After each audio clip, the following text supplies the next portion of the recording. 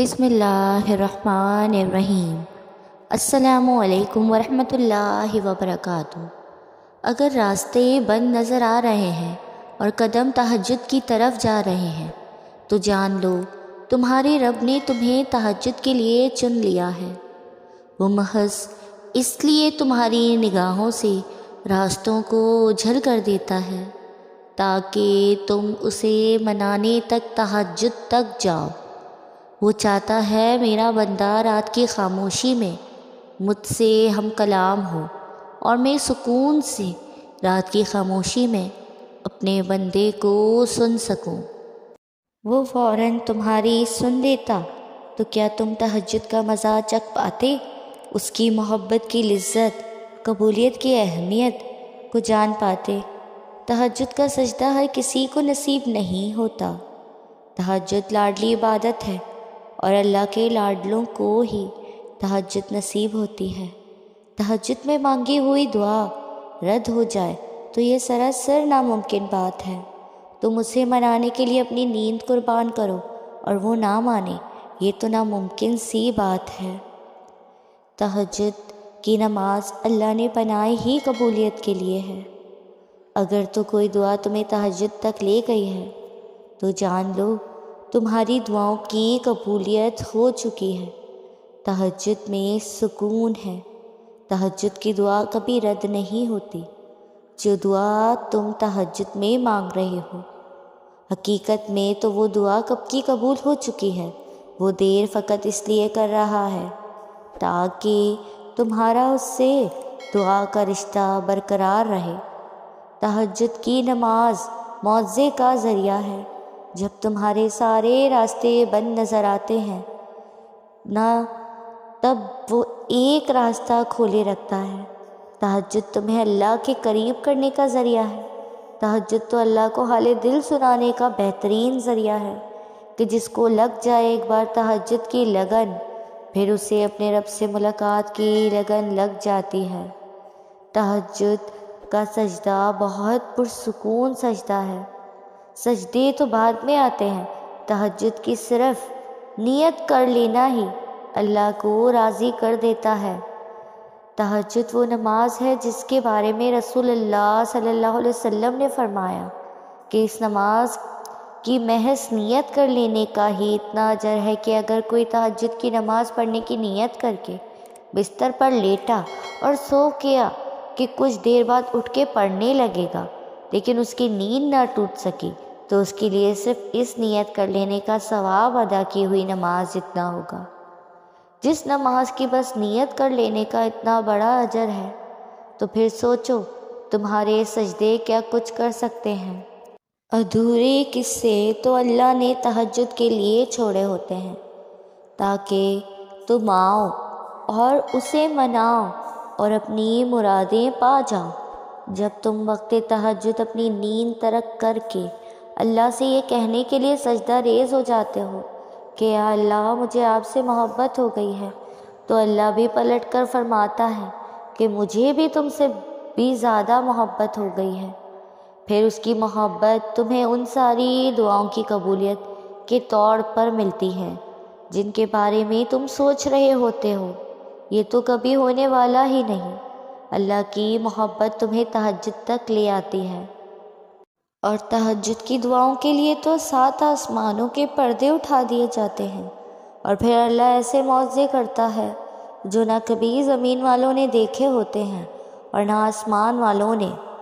تہجد کے وہ سسکے ہوئے سجدے ہی تمہاری دعاؤں کے لیے معجزوں کا ذریعہ بنیں گے جو صرف تمہارے اور تمہارے اللہ کے درمیان ہیں۔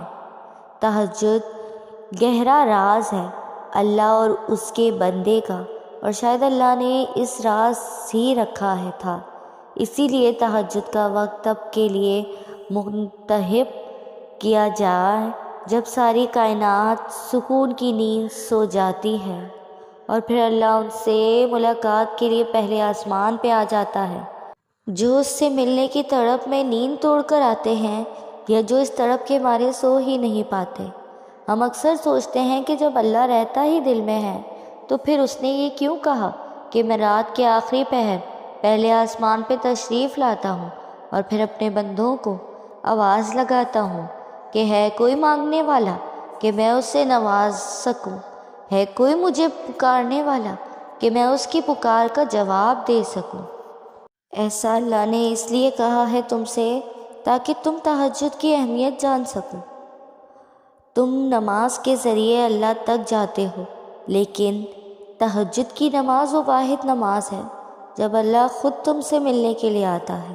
تو پھر سوچو، اللہ نے بے وجہ تھوڑی نہ تمہیں ملاقات کے لیے چنا ہوگا، کوئی تو بات ہے تم میں ایسی جو وہ صرف تمہاری آواز سننے کے لیے دونوں جہاؤں کی خاموش کر دیتا ہے تاکہ صرف تمہیں سن سکے۔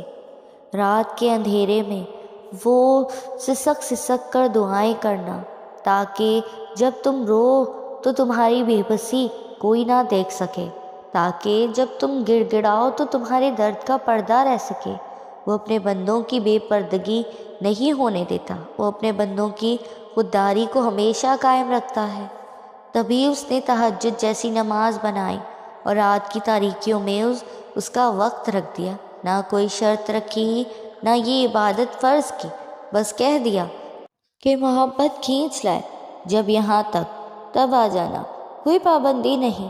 جب دل کرے مجھ سے ملنے کا، مجھ سے باتیں کرنے کے لیے چاند تلے بیٹھ جانا، جب سو نہ سکو تو میرے ساتھ رات بھر جاگتے رہنا۔ تو پھر یقین رکھو، انکار کرنے کے لیے تھوڑی نہ اللہ ملاقات کے اتنے جتن کرتا ہے۔ تہجد ہی تمہیں کن تک لے جائے گی، وہ سجدے جو راز ہیں صرف تمہارے اور اللہ کے درمیان۔ یوں ہی سجدوں سے ایسے معجزے ہوں گے کہ دنیا دیکھتی رہ جائے گی۔ جب تم اس کی محبت میں اس کا پسندیدہ کام کرنے لگتے ہو تو پھر وہ بھی تمہاری محبت میں تمہارا پسندیدہ کام کرنے لگتا ہے۔ بے شک وہ بار بار رحم کرنے والا اور بار بار اپنی قدرتوں کے جلوے دکھانے والا ہے۔ تہجد اللہ کی یہ محبوب نماز ہے، تو پھر سوچو جنہیں اللہ توفیق دیتا ہے انہیں وہ کتنا محبوب رکھتا ہوگا۔